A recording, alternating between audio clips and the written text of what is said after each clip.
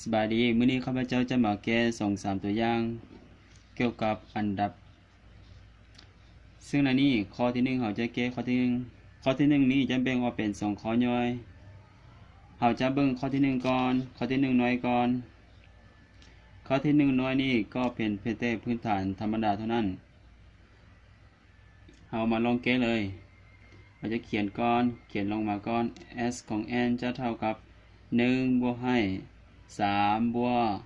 5และก็บวกต่อไปจนถึง 2n ลบ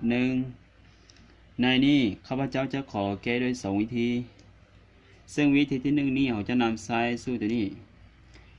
เดี๋ยวนี้เราสังเกตตัวนี้เป็นอันดับทวีบวกฉะนั้นเราจะนำใส่สู่ตัวนี้ s ของ n เอาเขียนก่อน a1 บวก a2 แล้วก็บวกต่อไปจนถึง an เดี๋ยวนี้ถ้าว่าตัวนี้เป็นอันดับทวีบวกเราจะได้ s ของ n จะเท่ากับเอาโพที่1ก็หมายถึงตัวนี้บวกกับโพสุดท้าย an ตัวนี้คูณให้ทั้งหมดจะนำโพตัวนี้ส่วนให้2เดี๋ยวนี้ก็เอาค่าตัวนี้มาแทนใส่เกตามตัวนี้ก่อน s ของ n จะเท่ากับเอา a1 ก็หมายถึงตัวนี้เอา1มาแทนใส่ an an ก็หมายถึงตัวนี้จะเป็น an 2n ลบ1คูณให้จำนวนพจน์ทั้งหมดมี n พจน์ส่วนให้2เดี๋ยวนี้เอา1บวกให้ลบ1จะหมดไปจะเหลือแต่ 2n คูณให้ n ส่วน2เดี๋ยวนี้มันจะหารไปจะเท่ากับ n กำลัง2เอาตัวนี้จะเป็นวิธีที่1เท่ากับ n กำลัง2แต่วิธีที่2เนี่ยเอาตัวนี้จะเป็นวิธีที่2นะตัวนี้จะเป็นวิธีที่1วิธีที่2เราจะนำไซส์ผลบัวมาช่วย sn เท่ากับผลบัวแต่เอาหมายด้วย k เท่ากับ1จนถึง n ของ ak เดี๋ยวนี้ ak จะเท่ากับไปตามตัวนี้เพียงแต่ว่าเปลี่ยนค่าของ n ไปตาม k เท่านั้นจะเท่ากับ 2k ลบ1เอาแทนไซน์ผลบัว k เท่ากับ1จนถึง n ตัวนี้แทนไซน์ 2k ลบ1เวลาก้อนที่เราจะบวกนี่ขอให้มันขยายก้อนเพื่อให้มันเห็นรูปร่างที่ง่ายใดก้อน k เท่ากับ1ก็ขยายตามธรรมดา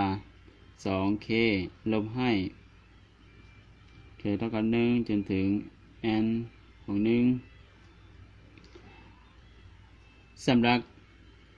2ตัวนี้2นี้ก็หมายถึงตัวของค่านี่ทุกเทื่อสามารถเอามาไว้ทางหน้านี้ก็ได้เอาตัวนี้เขียนไว้คือ9 k เท่ากับ1จนถึงผลบวก k เท่ากับ1จนถึง n ของ k ลบให้ผลบวกของ k เท่ากับ1จนถึง n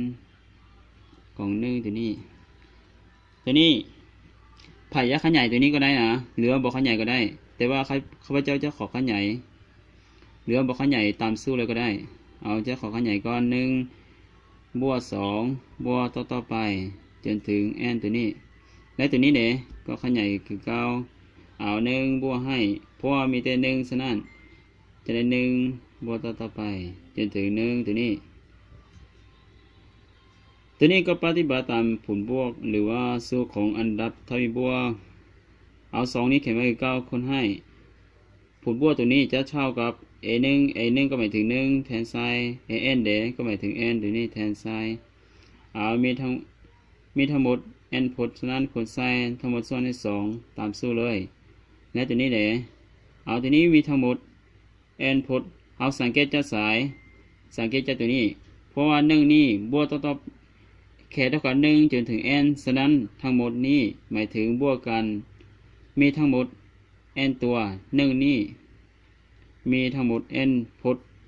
ฉะนั้นเอาบวกกันจะเท่ากับ n ตัวนี้เวลาตัวนี้เอาก็หารก่อน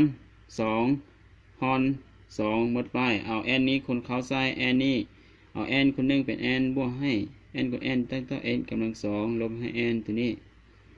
n ตัวนี้กับ n ตัวนี้มันจะหมดไปเอา s ของ n จะเท่ากับ